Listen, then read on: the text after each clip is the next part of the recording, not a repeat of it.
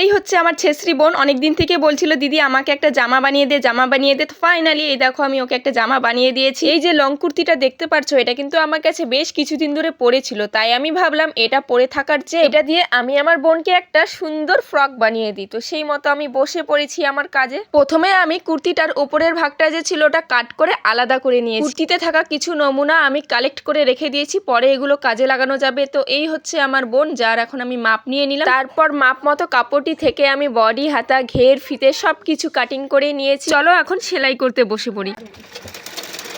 একটা ছোট্ট বো বানিয়ে এখানে আমি সুই সুতোর সাহায্যে অ্যাটাচ করে নিলাম। ফাইনালি কমপ্লিট হয়ে গেছে আমার বোনের জামা। এই যে কালো নমুনাটা দেখো আমি গলায় দিয়ে দিয়েছি, একটা বো লাগিয়ে দিয়েছি, আর হাতার ডিজাইনটা একটু ঘটি হাতা দিয়ে ফিতা দিয়ে দিয়েছি, আর নিচে একটু কুচি কুচি দিয়ে দিয়েছি। আর আমি কিন্তু ড্রেসটায় কোনো লাইলিন ইউজ করিনি, লাইলিন ছাড়াই বানিয়েছি। তো চলো এবার আমার বোনকে পরিয়ে দেখি কেমন লাগে। ড্রেসটা পরার পর তো আমার বোন খুশিতে লাফাচ্ছিল। আর হ্যাঁ, তোমরা কিন্তু চাইলে পুরোনো জিনিসগুলো যে পরে আছে সেগুলোকে রিক্রিয়েট করে নতুন ভাবে আবার পরতে পারো। তো যাই হোক, কেমন হয়েছে জামাটা অবশ্যই কমেন্ট করে জানিয়ে। দেখাচ্ছে নেক্সট ব্লগে। Tata, bye bye.